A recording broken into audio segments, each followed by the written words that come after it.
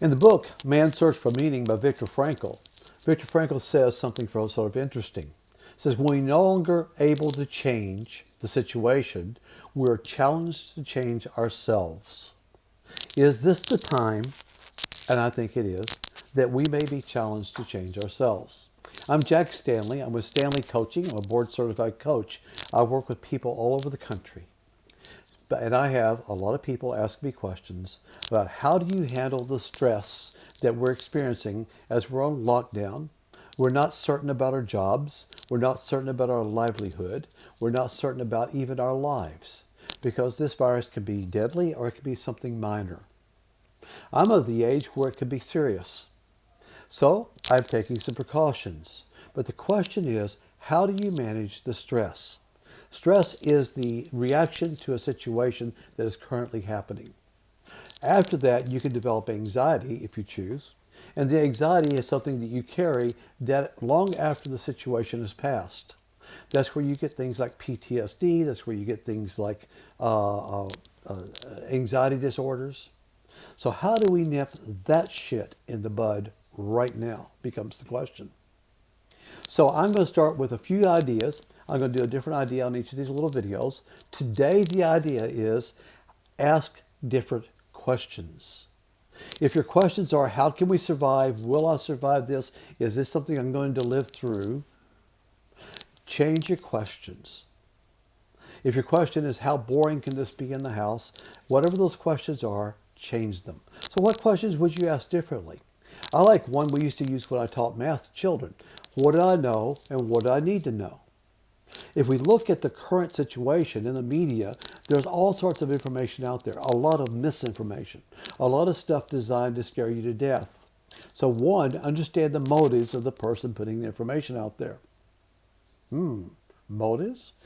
In the media, if they can get you to watch their show more by scaring the living shit out of you, they have better ratings, they make more money. So you have to say, what's the reality? Who is saying this? What's your motivation? Look for the real facts.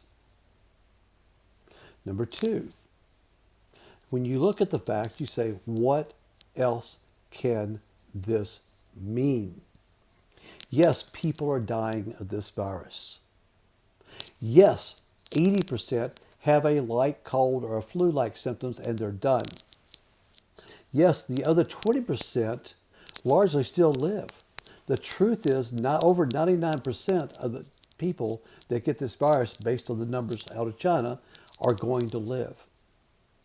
Some would say 98.5, so we'll give them the 0.5 if they want it.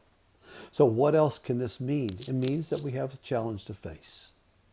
When we have things that we can't change, the first thing we need to do is accept them and then ask the question, how can I change to adapt? Adaptation is very important in our lives. So, question one, what do I know? The next question is, what do I need to know? Are the things I need to know and understand to make it more comfortable? I've already told you a few things. For example, most of us are going to live through this, the vast majority, even old folks like me. Second thing is, we ask, what do I need to know? You'll generate questions in your mind and start seeking answers. I'm going to give you another question. How can I help?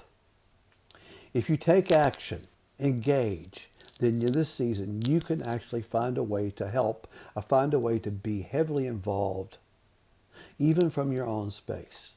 Yesterday, my wife Kim went out and volunteered in a food pantry.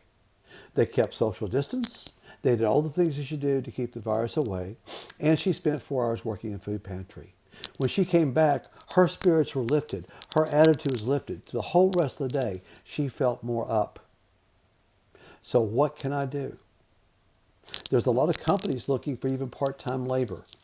There's food delivery companies, there's food service companies, there's grocery stores, and they're advertising for part-time help. You could even get a job and begin earning some income in this situation. What can I do? Is there a neighbor you might need to call and check on? Is there someone that's living alone you might need to call and check on? How do you do the next steps? What can I do? What can I take action?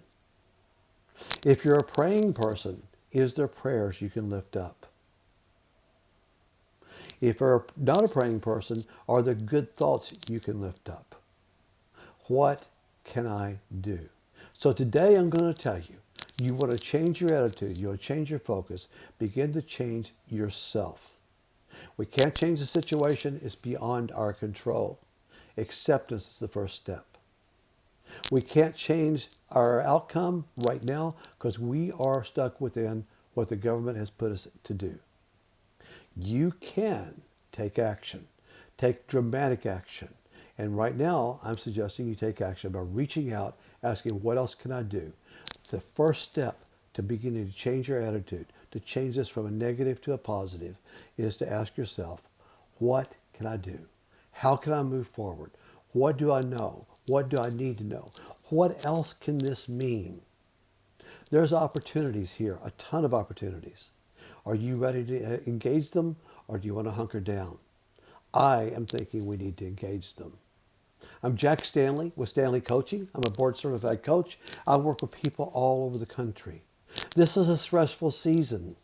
Is it positive stress or negative stress? The answer to that, it's up to you. It's how you think about and hear. Yes, even facing the death of a family member or your own death is about how you think about and hear. We'll talk some more about that another time. If you want more information, or if you feel stressed and feel like, man, I need to talk to somebody that isn't a family member, that is like, just listen. I'm offering a free half-hour coaching session just to listen to what you are, where you are, and what your challenges are. I can promise you we can find some ways of helping relieve the stress. Again, Jack Stanley, Stanley Coaching. What better questions can you ask today?